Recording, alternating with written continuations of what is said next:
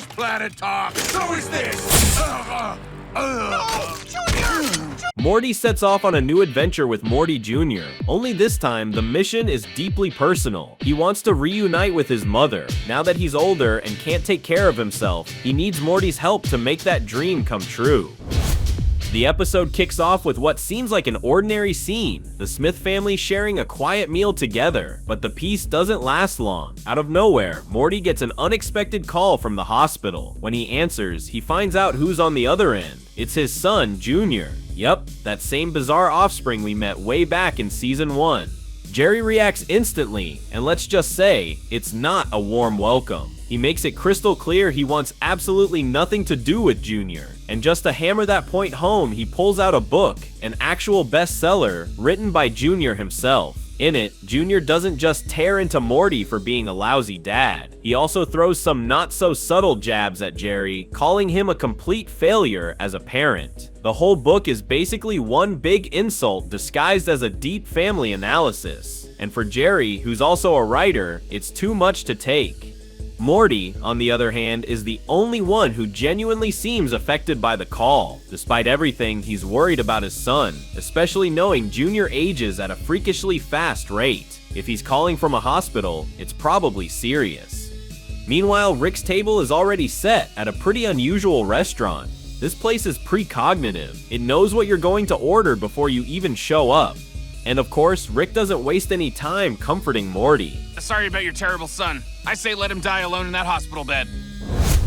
Suddenly, another sound cuts through the moment. It's a buzzing noise, kind of like a phone. But this time, it's not that. It's a vibrator, a very specific one. And much to everyone's discomfort, it belongs to Jerry. Later, at the hospital room, Morty walks in looking nervous until he hears his son's voice.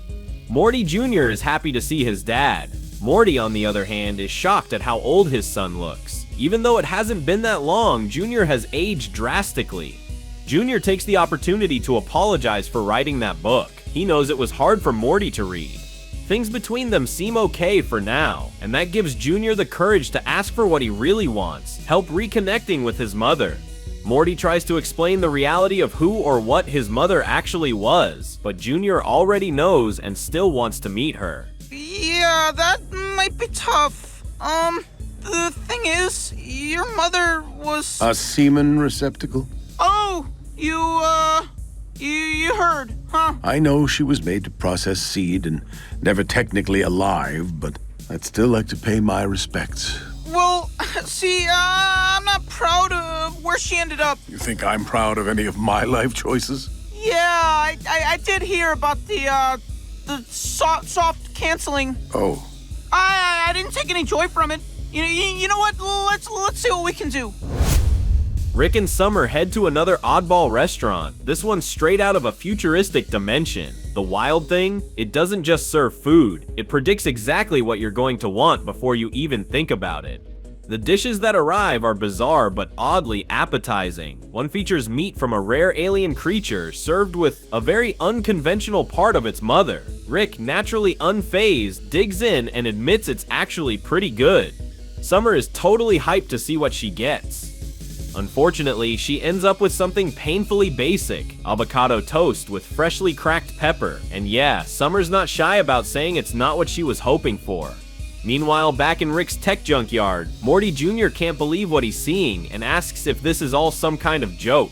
Morty tells him no. This is where the remains of Gwendolyn ended up, but it's not your typical final resting place. It's one of Rick's bizarre inventions, a trash portal that leads to a massive tech wasteland. Morty admits he's not proud of how things turned out with her. Still, without hesitating, he steps into the portal, ready to face whatever's ahead. Mother, I'm told your mouth was always open, but I'm sure your heart was as well. As they move through the junkyard, Junior wonders out loud just how much garbage Rick has piled up. Morty answers with a mix of sarcasm and resignation. Rick drinks too much, invents way too many useless things, and all that leads to ridiculous amounts of waste. That's why Rick built the Salvatron, a self-replicating system that filters the trash for anything valuable. Right then, a worker robot detects something nearby and starts repeating value detected. Junior starts to panic. If the robot finds something important, it's programmed to report it to Rick, and Rick doesn't always take things well. Junior recalls a time when the Salvatron found a whole sack of diamonds, and Rick just scolded everyone, saying diamonds were worthless. Still, Junior feels kind of safe after all. He's Rick's grandson, but deep down he wonders, would his grandfather ever toss him out like just another piece of junk? The robot, though, doesn't care about feelings. It's on protocol mode, and to avoid another angry encounter with Rick, it decides the safest option is to treat them as literal trash. Now they've got no choice but to run for their lives. Back at the restaurant, Rick can't help but throw in a sarcastic comment about the food, even joking that the plate tastes good. That's Rick's way of giving props, sort of. Curious about dessert, he wonders how that works. Can you just ask for something simple like a lava cake, or do you have to think about it to make it happen? Summer decides to give it a shot, even though she's not totally convinced. She takes a bite of her dish and immediately feels let down. It's just avocado toast, and not even good avocado. I'm gonna say something. No, Summer! You're not Morty, I can't just grab you! But Summer's had enough. With a rebellious spark, she stands up and makes her way to the kitchen, ready to speak her mind. She confronts the chefs with a fiery attitude, demanding to know who made her meal. Rick, now totally fed up, tries to stop her. He reminds her she's not Morty. She can't just run off and get away with things the same way. But Summer insists this isn't about silly food predictions. She wants flavor, something bold, something that tastes like it was made with purpose. Maybe even a little cruelty. The tension hits a peak. Summer grabs a frying pan and smacks one of the cooks, throwing the whole place into chaos. But before they can even react, the police show up. Turns out, the staff saw it coming all along. They'd already predicted everything. Realizing they're surrounded, Rick comes up with a new plan, take the chefs with them, and find a better use for them. Rick Sanchez will realize the cogs are a better hang. What? That'd only be true if... The cogs only want what he wants. Okay, what do I want? Dessert. It is already ordered. To our cool safe house. I'm listening. You're flipping sides over dessert? Hey, I like my meal. But this is exactly what you said they'd do to me. Yeah, and you got us into this mess. New plan, Summer. We're taking these cogs to go. Meanwhile, back in Rick's massive junkyard, father and son are running for their lives, trying to escape the robot chasing them down. In the chaos, they fall into a huge pit filled with discarded tech and forgotten inventions. There, buried in piles of scrap, they come across a talking pizza. Yes, a literal pizza, who leads them to a hidden underground city called Trashopolis, a place that exists outside the reach of the Salvatron. This underground city is made entirely from Rick's weirdest, most rejected creations, a decaying society built from his failed experiments. As they explore, Morty asks the pizza if it's seen the robot they're looking for. To their luck, it tells them she's in the local cemetery. Down that tunnel over there. Oh, and the pizza points the way.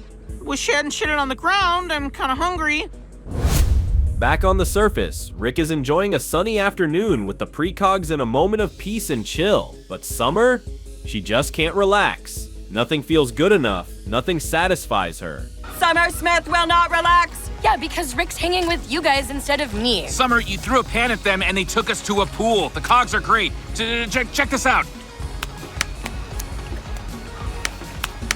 See this?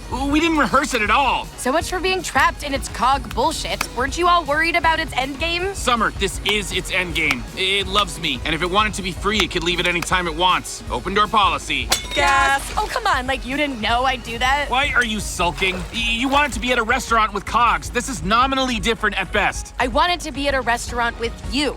I just wanted you to try some cool shit with me. Summer, you wanted me on this dumb hang because deep down you think you know what I want. This thing actually knows before I even want it. Back in the chaotic depths of Trashopolis, Morty and his son push forward into a strange new area, the sex robot section. And it's there, among discarded parts and tech that probably should have never been built, that they finally find the robot they've been looking for. For a moment, things seem to be improving between father and son, but the emotional truce doesn't last. From deep within the trash, a grotesque creature emerges, some sort of monster made from the worst of Rick's discarded waste, more vile and primitive than the garbage itself. It wants out, it wants freedom, and it demands that Morty be the one to take it to the surface. Overwhelmed by guilt, Morty breaks down, thinking this whole mess will get his son killed. But then, Morty Jr. drops a bombshell. He was never dying. It was all a lie. He faked the whole thing just to gather material for the sequel to his book, My Awful Dad, the only project that ever made him any money. But karma hits fast. In the middle of all the chaos, Morty Jr. takes a real hit to the chest. This time, he's actually dying. And now, Morty has no choice. The monster forces him to carry Jr. to the surface. But Rick, always one step ahead, had already prepared for something like this. He built a special protocol into the system. If Morty ever disobeyed or tried to go rogue, the system would prevent him from escaping the junkyard. And that's exactly what happens. Salvatron shows up again to deal with the monster. It destroys it mercilessly. Morty, as usual, gets lucky and falls through another hole, barely escaping. But this time, Salvatron's not leaving any loose ends. It goes after Morty, dead set on wiping out every last piece of trash.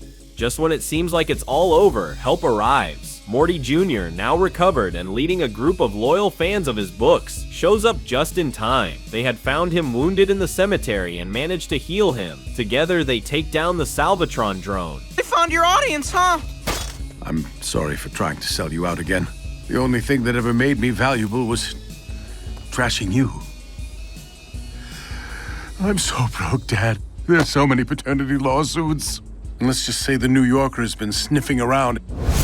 But now that Salvatron knows about the tunnels, the whole city has to be warned. Back with Rick, he wakes up groggy and realizes the precogs and Summer are gone. Turns out, Summer had enough of their nonsense. She knocked them out so she could take them with her. If they want to live, she tells them, all they have to do is admit one thing. She never asked for avocado toast. The bald ones, terrified, finally confess. She's right, she didn't ask for it, but they only gave it to her because they knew what was coming. They just wanted to get close to Rick. That was the plan all along. Summer lays it out clearly. She wants to spend time with her grandpa, and they're in the way. So if they want to live, they'll help her escape. In return, they'll earn their freedom.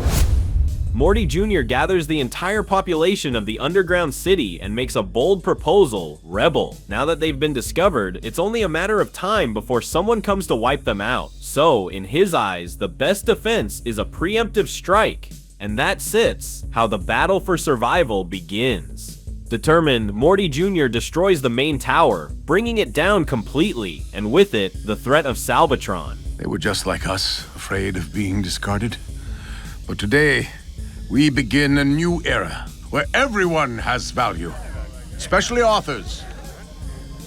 I'm still a little trash. I guess you get it from your dad.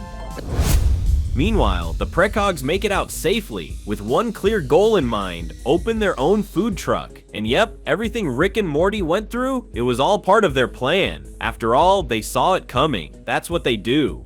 Elsewhere, Morty and his son are finally spending some time together, though not by choice. They're still trapped, but suddenly, Morty sees the food truck falling from above. Without thinking, he runs toward it, hoping this is his chance to escape. Later, we find out Morty Jr. did in fact finish his book. And true to his style, he once again paints Morty as a terrible father and his mother as literal trash. So yeah, everything worked out pretty well for Morty Jr. For Morty, not so much. In the post-credits scene, the precogs Rick threw into the junk dimension end up doing what they do best, running their food truck and serving the strange residents of Rick's trash world.